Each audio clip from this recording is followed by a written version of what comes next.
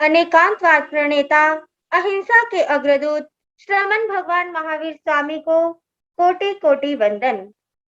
श्रमण संघ के प्राण युग पुरुष ध्यान योगी आचार्य सम्राट पूज्य श्री शिव मुनि जी महाराज एवं नवीन सोच के धनी उपाध्याय प्रवर संघ सेतु श्री रविंद्र मुनि जी महाराज के परम पावन चरणों में कोटि कोटि वंदन। प्रज्ञा महोदधि भव्य प्राणियों पर मति व श्रुत ज्ञान की वर्षा करने वाले उपाध्याय भगवान परम कृपालु गुरुदेव श्री जितेंद्र मुनि जी महाराज के परम पावन पवित्र चरणों में अनंत अनंत वंदन नमन। ऑनलाइन आगम वासना परिषद में पधारे सभी मुनिवृंद एवं रत्नाधिक साध्वी वृंद के चरणों में कोटि कोटि वंदन और उपस्थित सभी ज्ञान पिपासुओं की शुद्ध आत्मा को कोटि कोटि वंदन। जन जन की श्रद्धा के केंद्र मेरी अनंत अनंत आस्था के आयाम उपाध्याय भगवान अपने सरल उद्बोधन से हमारे संयम मार्ग पर उत्तरोत्तर वृद्धि करने के लिए हमें जागृत व प्रेरित कर रहे हैं। गुरुदेव आपकी कृपा तले श्रमण संघ सरसब्ज होकर यूं ही लहलहाता रहे। आपकी ज्ञानमय अमृत वर्षा हम सब पर यूं ही बरसती रहे, यही भावना भाते हुए सकल श्री संघ आपके चरणों में वंदना नमस्कार करता है और आज की प्रत्यक्ष वंदना का लाभ ले रहे हैं। महासाध्वी श्री प्रियदर्शनी जी महाराज, महासाध्वी श्री रत्न ज्योति जी महाराज आदि ठाना आज की प्रत्यक्ष वंदना का लाभ ले रहे हैं। देखो तो आया ही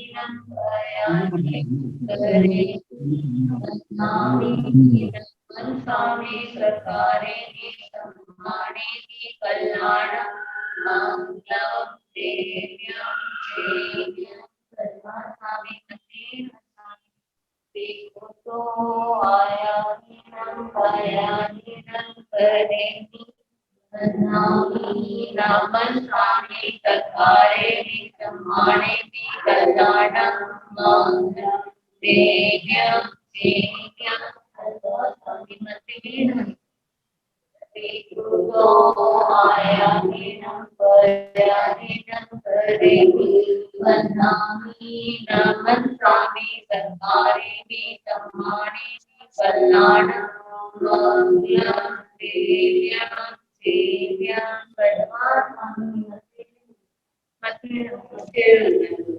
आप सबके सुख साता है।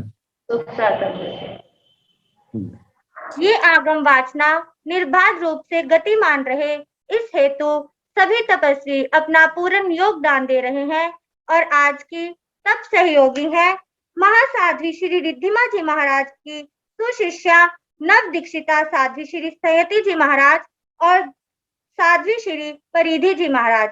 हम तपस्वी आत्मा की सुख साता पूछते हुए बारंबार अनुमोदना करते हैं। अब मैं उपाध्याय प्रभु से विनम्र निवेदन करती हूँ कि गुरुदेव आप पधारिए और अपनी अमृतमय वाणी से हम सबको लाभान्वित करें। कृपा कीजिए गुरुदेव।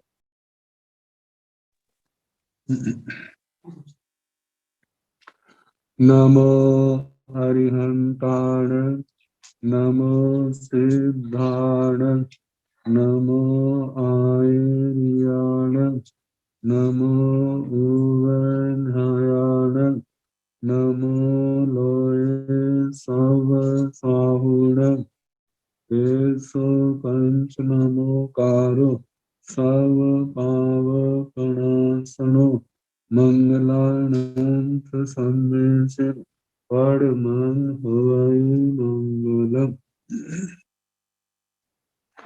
जिन शासन जिन वाणी सदा जयवंत हूँ। श्रमण संघ सदा अविचल मंगल हो। मुक्ति को प्राप्त श्रमण भगवान महावीर स्वामी, उनकी परम पावन कल्याणी भागवती वाणी, वाचक प्रमुख श्री इंद्र भूति गौतम आदि गणधर भगवान, युग प्रधानाचार्य परम पूज्य श्री सुधर्मा स्वामी जी महाराज, उनकी परम पावन पाठ परंपरा वर्तमान आचार्य ध्यान योगी परम पूज्य श्री शिव मुनि जी महाराज एवं गुरुजन सबके पावन चरण सोचों में मेरा अनंत अनंत बार वंदना नमस्कार। आगम परिषद में विराजमान वरिष्ठ मुनिराज, अन्य मुनिवृंद, परम आदरणीय भगवती स्वरूपा महासाधनिया, श्री नंदी सूत्र की वाचना प्रारंभ है। 10 गाथा तक सुना चुके।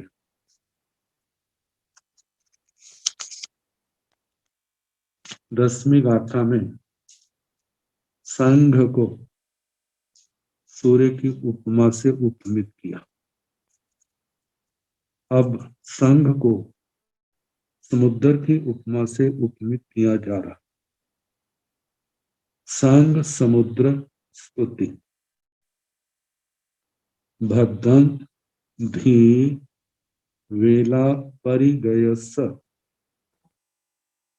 सज्जाय जोग मगरस अखोहस भगवौ संघ समुद्रस रुंदस। भद्दं भद्र हो। भगवौ संघ समुद्रस, भगवान संघ समुद्र का, संघ समुद्र भगवान का कल्याण हो। संघ समुद्र है और ये संघ समुद्र भगवान है। भद्र हो, कल्याण हो। ये संघ जिस प्रकार आज तक भव्य प्राणियों का मार्गदर्शन करके भव्य प्राणियों के संसार के तरने में अपना सहयोगी रहा है, इसी प्रकार आने वाले समय में भी ये संघ संसार समुद्र में डूब रहे प्राणियों का आधार बने, आलंबन बने, उनके तरने में नमित कारण बने। तो जहां पर संघ समुद्र की विशेषण दिए हैं, पहला धी वेला परिगयस, दूसरा विशेषण है सज्जाए जोग मगरस, तीसरा अखोहस रुंदस। ऐसे भगवो संग समुद्र स भक्तम। पहला विशेषण धी बेला परिगयस, जो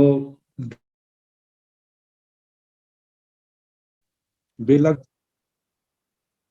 धृति का अर्थ धैर्य, धैर्य का जो अर्थ बताया है, चाहे अनुकूल परिसय हो चाहे प्रतिकूल परिसय हो, उपसर्ग हो, अपने मार्ग में, अपने संकल्प में, अपने व्रत में दृढ़ रहने की जो शक्ति आत्मा में है, वह शक्ति धृति धैर्य के नाम से कही जाती। इसका एक अर्थ जे प्रचलित है, दूसरा है मन को नियंत्रित करने वाली बुद्धि। मन को नियंत्रित करने वाली बुद्धि जो है वो अपने बस में रहे। बुद्धि जो है उच्छृंखल ना हो, मार्ग से विपरीत ना जाए, सन्मार्ग को समझे और सन्मार्ग पर चलती रहे, उसमें सहयोगी हो। तो बताया है धृति। धृति क्या है? वेला, और उस वेला से परिगत, घिरा हुआ। वेला का अर्थ कोश में अनेक दिए। वेला लहर को भी कहते हैं, पानी का प्रवाह, पानी की धारा और जहां पर जो है समुद्र तट, समुद्र की सीमा, समुद्र की हदबंदी, इस अर्थ में अपनी उस वेला से परिगत घिरा हुआ कहा जाता है। समुद्र अपनी सीमा का उल्लंघन नहीं करता, उल्लंघन करे तो विनाश। तो धृति, धैर्य इस वेला, इस सीमा से घिरा हुआ है। दूसरी बात, सज्जाए जोग मगरस,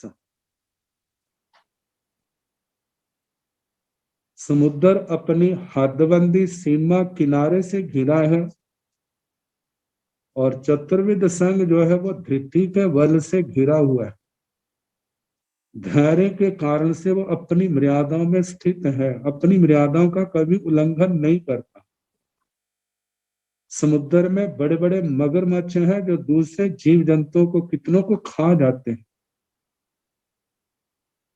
लेकिन जहां श्री संघ में, चतुर्विध संघ में स्वाध्याय योग जो है उसको मगर की उपमा दी है। मगरमच्छ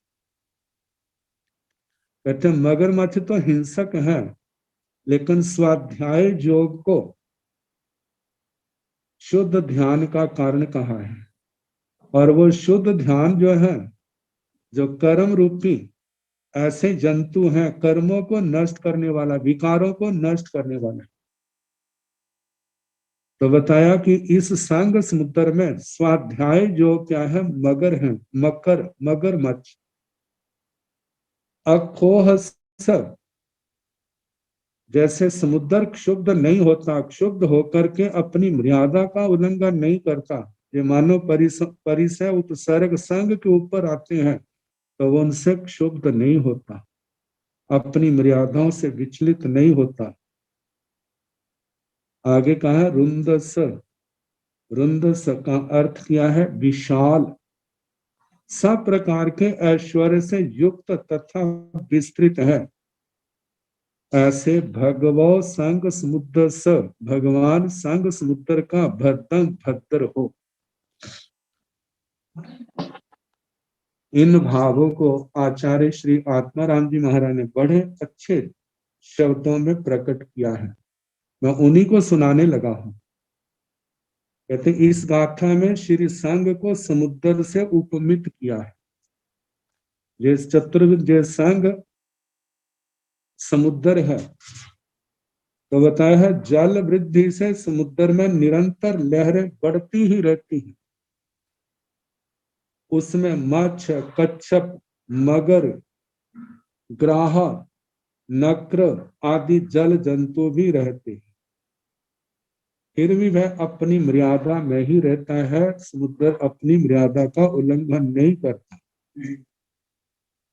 वह महावात, आंधियां तूफान चलते हैं, उससे क्षुब्ध होकर कभी भी वेला का उल्लंघन नहीं करता, अपने समुद्र तट का उल्लंघन नहीं करता। वह अनेक प्रकार के रत्नों से भरा होने के कारण रत्नाकर कहलाता है। वह जलाशयों में महान होता है तथा जो नियत समय और तिथियों में चंद्रमा की ओर बढ़ता है। वह गहराई में गंभीर होता है, उसमें सहस्रशः नदियों का समावेश हो जाता है और जल सदैव शीत ही रहता है। जिस समुद्र के संबंध में आचार्य श्री ने अपने भाव प्रकट किए। अब संघ के संबंध में कहते हैं श्री संघ भी समुद्र के तुल्य ही है, क्योंकि चतुर्विध श्री संघ में श्रद्धा, धृति, संवेग, निर्वेद, उत्साह की लहरें बढ़ती ही रहती हैं। अर्थात मूल गुण, उत्तर गुण रूप जो आत्मा के शुद्ध परिणाम है, उनसे सदा वर्धमान है। वर्धमान परिणामों वाले, परिणाम उत्तरोत्तर आगे से आगे बढ़ते हैं। समुद्र में मगर, मत्स्य आदि अन्य जीवों का संहार करते हैं। श्री संघ भी स्वाध्याय से कर्मों का संहार करता है। कर्मों का, विकारों का, जब कर्म नष्ट होंगे तो विकारों को जन्म देने वाले जो कर्म है वो नष्ट हो गए तो विकार अपने आप नष्ट हो। आगे कहा है समुद्र महावात से भी क्षुब्ध नहीं होता। महावात जब बहुत बड़ी हवाएं, तूफान, आंधियां चलती हैं, श्री संग भी अनेक परिसह उपसर्गों के होने पर भी लक्ष्य बिंदु से विचलित नहीं होता। जो उसका लक्ष्य बिंदु है, हमने सिद्ध गति को पाना है, हमने कर्मों को क्षय करना है, संवर निर्जरा करते हुए मोक्ष मार्ग पर आगे से आगे बढ़ना है, इससे विचलित नहीं होता। समुद्र में विविध रत्न है। श्री संग में अनेक प्रकार के संयमी रत्न है। संयमी, संयम का पालन करने वाले साधु साधनियां, आचार्य आदि महापुरुष क्या है, ऐसे अनमोल रत्न है।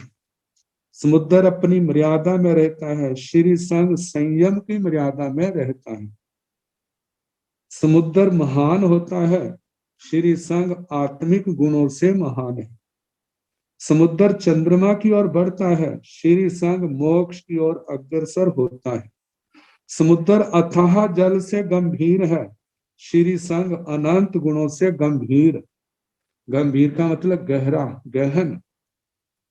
समुद्र में सब नदियों का समावेश होता है। विश्व में जितने दर्शन एवं पंथ व संप्रदाय हैं, उनमें जो अहिंसा, सत्य, ब्रह्मचर्य, अस्तेय, अपरिग्रह, क्षमा, नम्रता, ऋजुता, निर्लोभता है, इन सब का अंतर्भाव श्री संग में हो जाता है, जिसमें सदा सर्वथा शांत रस का ही अनुभव किया जाता है। ऐसे भगवान श्री संग समुद्र का कल्याण हो। इस गाथा में संग समुद्र को भगवान कहा, जैसे भगवो संग समुद्र स रुंद स। इस कथन से यह सिद्ध होता है कि श्री संग में श्रद्धा, भक्ति, विनय करने से भगवत आज्ञा का पालन होता है। श्री संग की आशातना भगवान की आशातना है, और श्री संग की सेवा, भक्ति करना भगवान की सेवा है। श्री संग की हीनना, निंदना तथा अवर्णवाद करने से अनंत संसार की वृद्धि होती है और दर्शन मोह का बंद होता है। अतः श्री संग का आदर सत्कार भगवान की तरह ही करना चाहिए। जहां पर कहा है कि जैसे श्री संग की हीनना, निंदना, अवर्णवाद अनंत संसार की वृद्धि का कारण, दर्शन मोह के बंद का कारण है, तो इससे विपरीत श्री संग की सेवा है, स्तवन है, गुणगान करना है, भक्ति करना, वो महानिद्रा का कारण है, संसार से तरने का कारण बन जाता है। जे भाव संग और समुद्र के संबंध में आचार्य श्री आत्माराम जी महाराज ने बहुत अच्छे ढंग से प्रकट किए। अब इसके आगे चतुर्विध संग को मेरु पर्वत की उपमा से उपमित किया है। संग महामंदर स्तुति। जब आगमों में 5 मेरु पर्वतों का वर्णन आता है। एक जम्बू द्वीप में, 2 धातकी खंड में, एक पूर्व की ओर एक पश्चिम की ओर, ऐसे अर्ध पुष्कर द्वीप में भी एक पूर्व की ओर एक पश्चिम की ओर। जम्बू द्वीप वाले को छोड़ दिया जाए, बाकी जो शेष हैं वे 85 हजार योजन प्रमाण है ऊंचाई में, 1000 जमीन में और 84,000 जमीन से ऊपर। लेकिन जम्बू द्वीप का जो मेरु पर्वत है उसके संबंध में कहा जाता है कि 1,00,000 योजन प्रमाण है, सबसे बड़ा ऊंचा। 1000 जमीन में गहरा है और 99,000 जो है जमीन से ऊपर है। तो इन गाथों का पहले उच्चारण कर लो, फिर उसके बाद मेरु पर्वत का वर्णन, फिर उसके आगे ये संग मेरु पर्वत के समान कैसे है इसका वर्णन। सम दंसन वर वैर दाढ़ रूढ़ गाढ़ बगाढ़ पेढ़स धम्मवर रयन मंडिय चामियर मेह लागस नियमुसिय कर्णय शिलायल शिलायलुज्जल जलंत चित्त कूड़स नंदन वन मनहर सुरभि शील गंधुधुमायस जीव दया सुंदर कंदरु दरिय मुनिवर माइंद इन्नस केउ सय घाउ पगलंत रयन दित्तोसहि गुहस संबरवर जल पगलिय उज्जर पविरायमान हारस सावग जन पौर रवंत मोर नचंत कुहरस वीणाय नय पवर मुनिवर पुरंत बिज्जु जलंत सिंहरस विविह गुण कप रुखग हल भर कुसुमाउल वनस नान वर रयन दीपंत कंत वेरुलिय विमल चूलस बंदामी वीणाए पणाओ संग महामंदर गिरीश।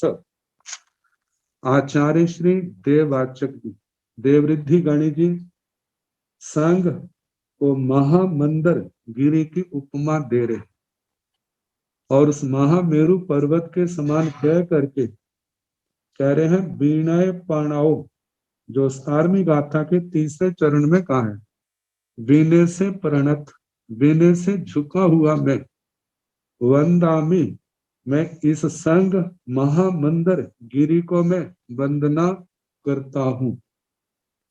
संग महामंदर के मैं अभिवादन और स्तुति करता हूँ। मतलब मस्तक पांचों अंग झुका करके जहाँ वंदना करता हूँ वहां पर इस संग महामंदर का मैं गुणगान भी करता हूँ, स्तवन करता हूँ। ये कितना महान है, कैसे कैसे घटाया है।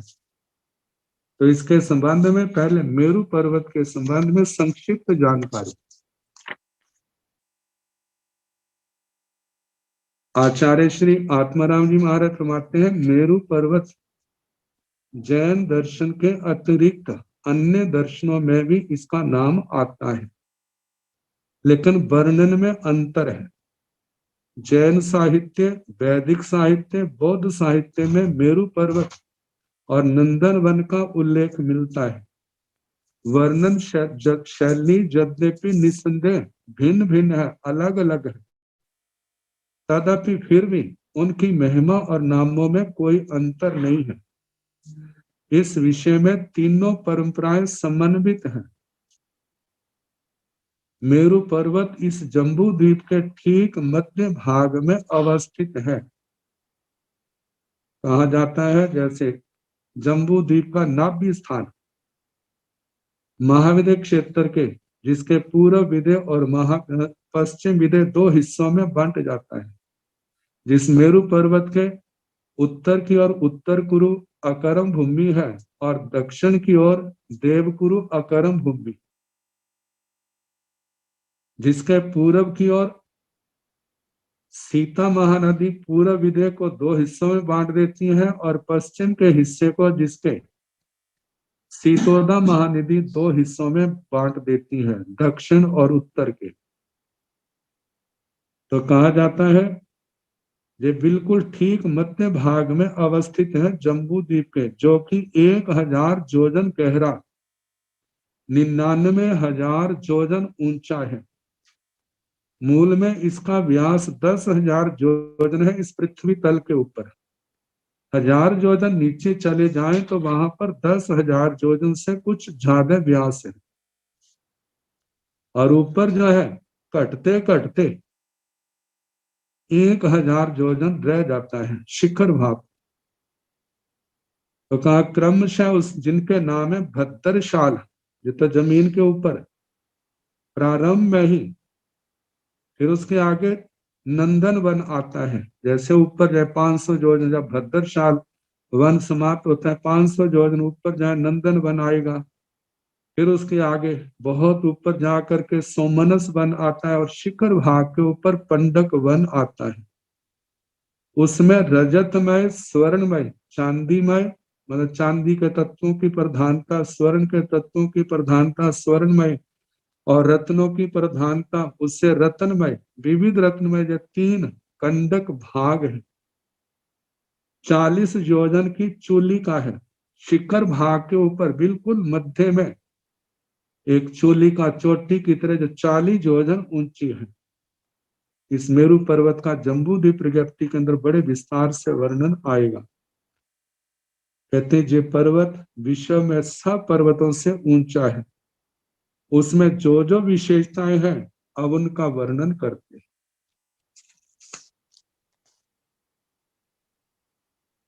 साम दंसन, वर वैर, दड़ रूढ़, गाढ़ा वघाड़, पेढ़स।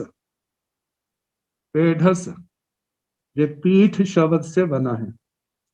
मेरु पर्वत की आधारशिला कैसी है? वर वैर, श्रेष्ठ बज्जर, बज्जर हीरे को कहा जाता है, ऐसी दृढ़ दृढ़ रूढ़, बद्ध मूल, गाढ़, गाढ़ा व गाढ़ मतलब गहरी, गहरा पीठ है जिसका। ये तो मेरु पर्वत का, लेकिन जहां संग में सम दंसन, सम्यक दर्शन कहा है। कहते जैसे मेरुगिरी श्रेष्ठ बज्जरमय, निष्प्रकंप, चिरंतन, ठोस, गहरे भूपीठ, भूपीठ आधारशिला वाला है जैसे मेरु पर्वत, वैसे ही श्री संघ का आधार भी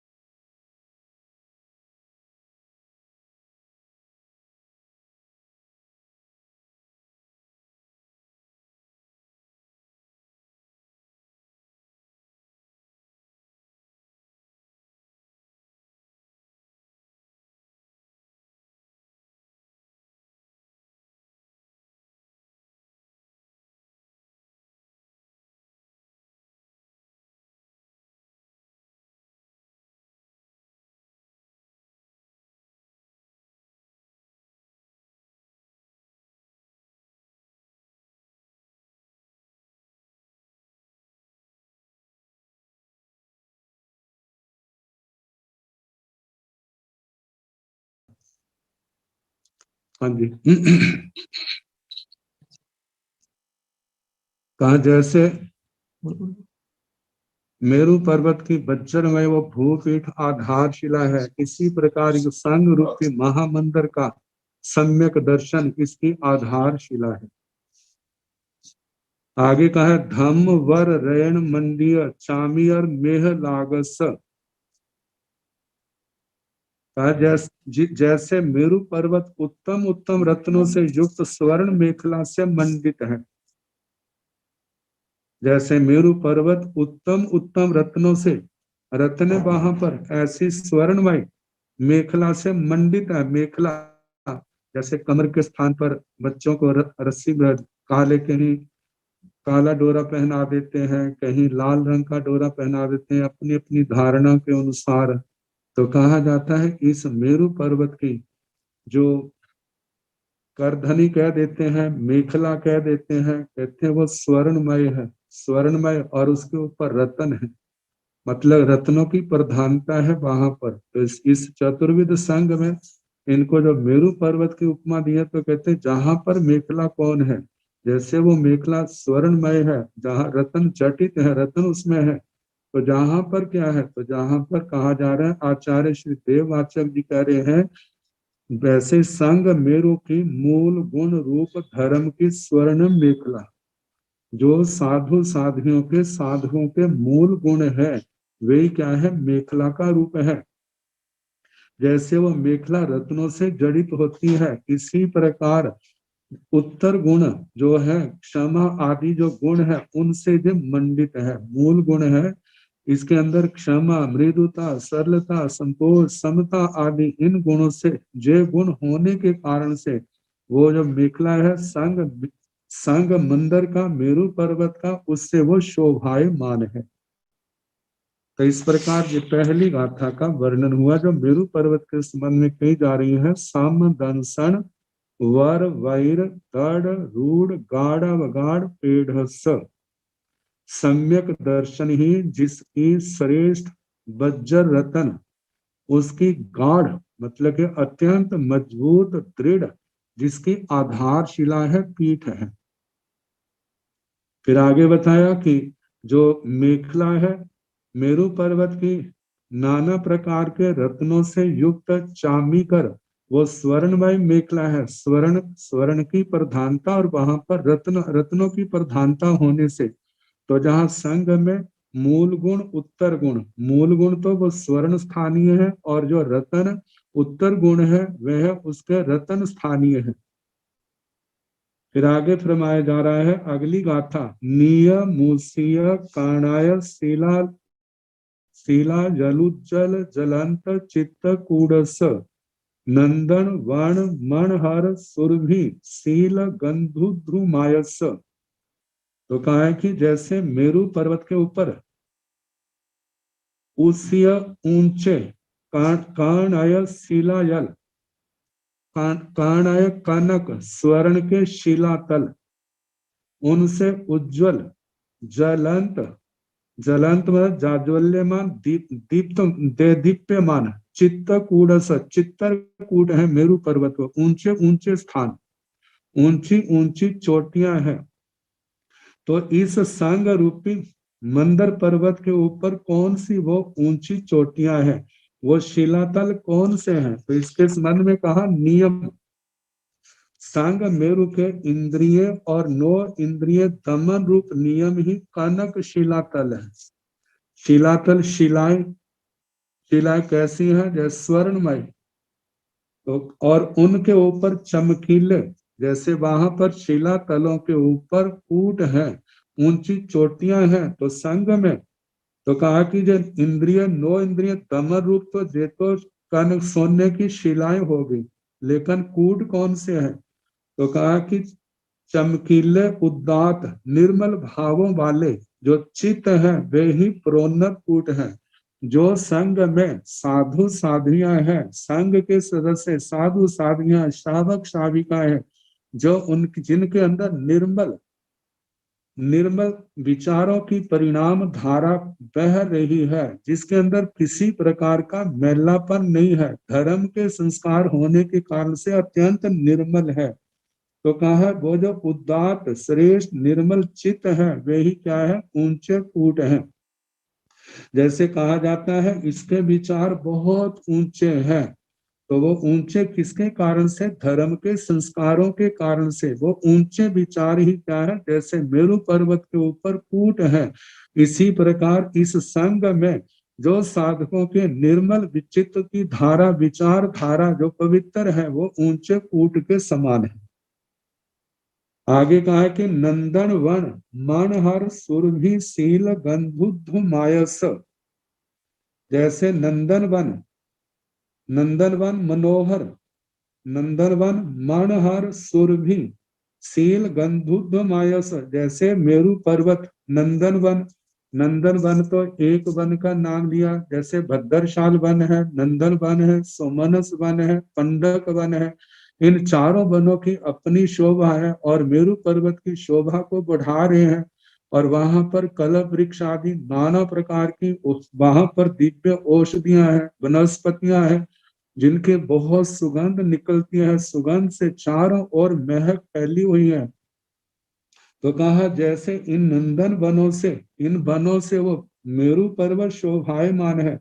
तो जहां पर कौन सा नंदन वन है और कौन सी सुगंध है, वन कौन से है, तो जहां पर कहा है कि उस संग मेरु का जो नंदन वन है, संतोष रूप मनोहर नंदन वन, जो 4 प्रकार के वन के हैं, ये संतोष रूपी, जैसे उन वनों में जाकर के जाने वाले अत्यंत सुख की अनुभूति करते हैं। तो देखा जाए इस संग के अंदर उस आनंद की अनुभूति का कारण क्या है, संतोष। क्योंकि जब आत्मा में संतोष आ जाता है तो संसार की जितनी इच्छा है वो शांत होने लग जाती है, और इच्छाओं की शांति नहीं होना ही कलेश का कारण है। और जब ये इच्छाएं शांत होती है, संसार की कोई वस्तु नहीं चाहिए, तब आत्मा सुख का, शांति का, आनंद का अनुभव करने लग जाता है। तो इसलिए कहा जहां पर संतोष ही क्या है, ये बड़े बड़े वन है, उनका रूप क्या है, जहां पर संतोष है। और जैसे उन वनों में चारों ओर सुगंध फैल रही है, तो इस संग में कौन सी सुगंध है, जहां पर शील की सुगंध है, ब्रह्मचर्य की सुगंध है, जिसका पालन करने से चारों ओर क्या है, सदाचार की सुगंध है इस मेरु पर्वत के ऊपर। तो चारों ओर सुगंध, शील की सुगंध फैली है। संतोष रूपी वन हो गए, संतोष वन वन का रूप हो गया, और शील जो है सुगंध का रूप हो गया। तो एक बार नियमूसिय कर्णाय शीलायल उज्जवल जलंत चित्त कूडस, जैसे मेरु पर्वत के ऊपर ऊंचे ऊंचे, उससे का मतलब ऊंचे शिला तल हैं, और उनके ऊपर उज्जवल देदीप्यमान नाना प्रकार के कूट हैं। इस संघ के अंदर नियम रूपी जो है, नियम जिसमें इंद्रिय, 9 इंद्रिय, इनको, इनका दमन करना, इनको वश करना, ये क्या है, जे स्वर्ण शिला तल के समान है। और जो उदात निर्मल चित्त धारा, मतलब विचार वाले चित्त हैं, वे क्या है, उन्नत कूट हैं, ऊंची ऊंची चोटियां हैं। और जैसे मेरु पर्वत के ऊपर नंदन वन आदि वन है, और उनके कारण से वो मेरु पर्वत बड़ा मनोहर है, और वहां पर सुगंध होने, चारों ओर सुगंध फैल रही है। इस संग रूपी महामंदिर के ऊपर नंदन वन कौन सा है, ये वन जो है संतोष रूपी वन है, संतोष है। और संतोष के साथ जैसे वहां पर सुगंध है, तो इस संग में शील की सुगंध है, ब्रह्मचर्य सदाचार की सुगंध है। आगे कहा है, जीव दया सुंदर कंदुरु दरिय मुनिवर महिंद इन्नस हेउ सय भाव पगलंत रयण दित्तोसिहि गुहस। जैसे मेरु पर्वत के ऊपर कंदराएं हैं, सुंदर कंदरु दरिय, सुंदर ये तो सामान्य शब्द है, हिंदी संस्कृत प्राकृत में समान रूप से मिलता है। आगे कंदरु दरिय, इसकी संस्कृत शाया बनती है कंद्रोद्रिप्त। कंदरा संधि शेर करे, कंदरा और उद्रिप्त। कंदरा का मतलब गुफाएं, और उद्रिप्त, दृप्त मतलब दर्प से युक्त। दर्प जहां पर कौन है, मेरु पर्वत के म इंद इन्नस, दृप्त जो म इंद मृगेंद्र, मृगेंद्र शेर सिंह, उनसे इन्नस, आ इन्नस मतलब उनसे आकीर्ण है। वहां पर उन गुफाओं के अंदर शेर बैठे हैं। तो जहां पर संग में वो गुफाएं कौन सी हैं और शेरों के रूप में कौन है, तो जहां इसके संबंध में आचार्य श्री देववाचक जी कह रहे हैं, जीव दया सुंदर कंदरा, मतलब जीव दया ही क्या है, सुंदर, बहुत भव्य कंदराएं हैं, गुफाएं हैं, जीव दया। क्योंकि आत्मा के अंदर जीव दया भाव पाया जाता है, उसी को, उस जीव दया को क्या कह दिया है, ये कंदराएं हैं। आगे कंदरा उदरिय, कंदरा के रा का आ का लोप हो गया प्राकृत के नियमों के अनुसार, और जो उदरीय है उसका उ र में आ गया। तो उदरीय मतलब इन कंदराओं में, जैसे वहां तो शेर रहते हैं, जहां पर कौन उदरीय उद्रिक्त, जिनको अपने धर्म का स्वाभिमान है, जिनको अपने धर्म के प्रति गौरव है, जो अपने उस धर्म को पा करके अपने आप को सौभाग्यशाली मानते हैं, तो वो शेरों के रूप में कहा मुनिवर। मुनिवर जो साधु साध्वियां हैं, कहते हैं जैसे वो तो हिंसक जानवर है, दूसरे प्राणियों का विनाश करता है, लेकिन जहां पर कर्मों का, विकारों का, इनके ऊपर विजय पाते हैं, परिसहों को जीतते हैं, उपसर्गों को जीतते हैं, कैसे भी क्यों ना हो, जैसे चौपायों में चौपाया शेर की प्रधानता है, ऐसे संसार के अंदर तप त्याग की दृष्टि से देखा जाए तो ऐसे मुनिवर। तो कहा जीव दया की, जीव दया रूपी सुंदर गुफाओं के अंदर वो मुनिवर रूपी शेर क्या है, वहां पर विराजमान है। वो जीव दया रूपी कंदराएं जो है मुनिवरों के द्वारा आकीर्ण है, शोभायमान है। आगे फरमाया है हेउ सय थाउ पगलंत रयन दित्तोसहि गुहस। हेउ सय, जैसे उस मेरु पर्वत के ऊपर नाना प्रकार की धातुएं बहती हैं, और वहां पर रत्नों की प्रधानता होने के कारण रत्नों से दीप्त औषधियां हैं, और उन औषधियों से शोभायमान क्या है, गुहस गुफाएं हैं। वहां पर गुफाएं हैं, नाना प्रकार की दिव्य जड़ी बूटियां वहां पर पाई जाती हैं।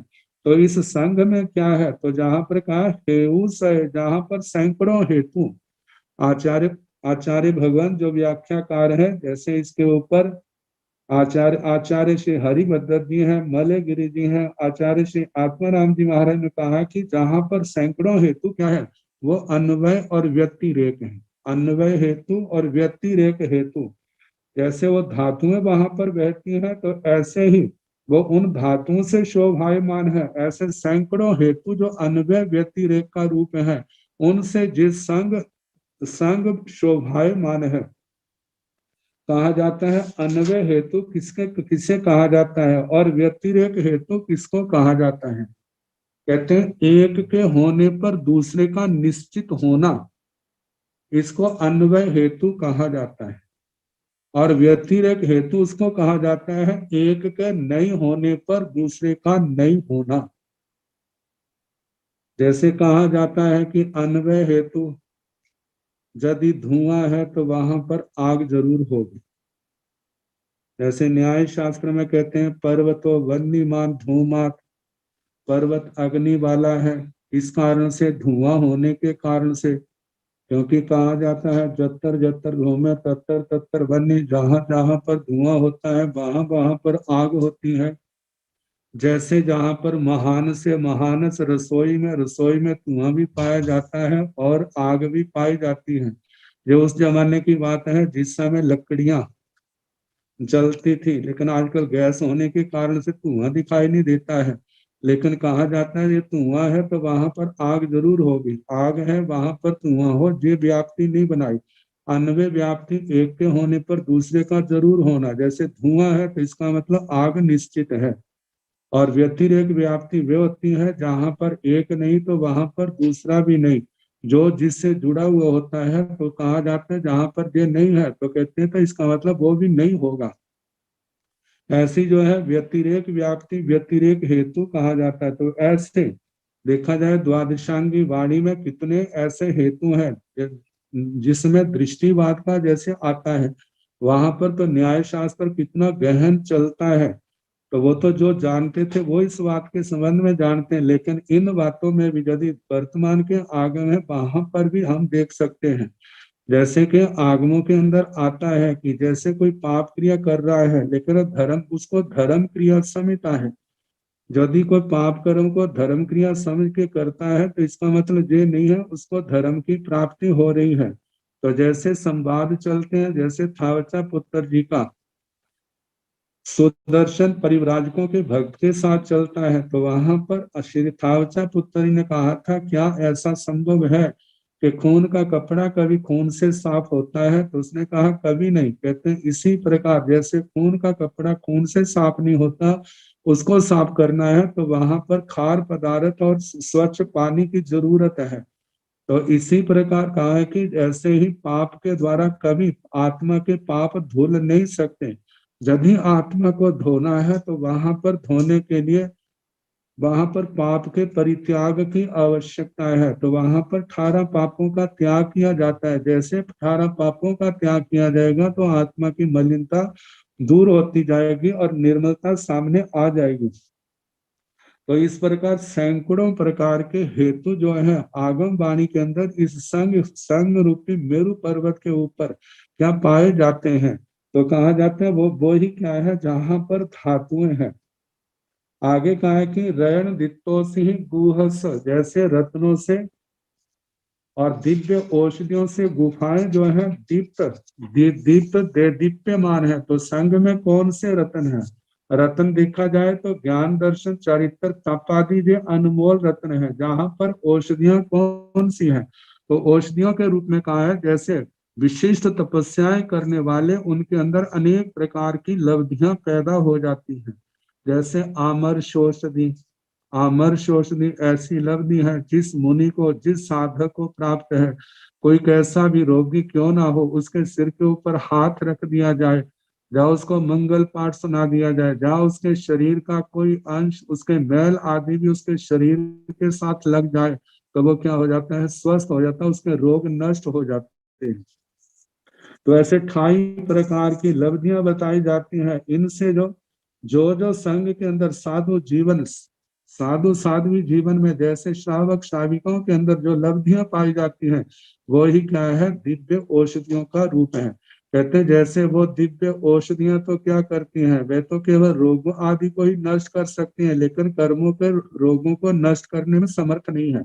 लेकिन जहां पर चतुर्विध संघ में ऐसी साधनाएं पाई जाती हैं जिनके कारण से आत्मा के जन्म जन्म के कर्म रोगों को नष्ट करने की क्षमता है। संत कुमार राज ऋषि का दृष्टांत कितनी बार सुनते हैं, पढ़ते हैं, वो हमारे सामने आता है। तो ऐसे ही कितने साधक, ये ठीक है ऐसे साधक सदा नहीं पाए जाते, लेकिन ज्ञान दर्शन चारित्र तप की साधना जो है, ये तो जन्म जन्म के कर्मों की मैल को, कर्मों के रोगों को नष्ट करने में समर्थ है।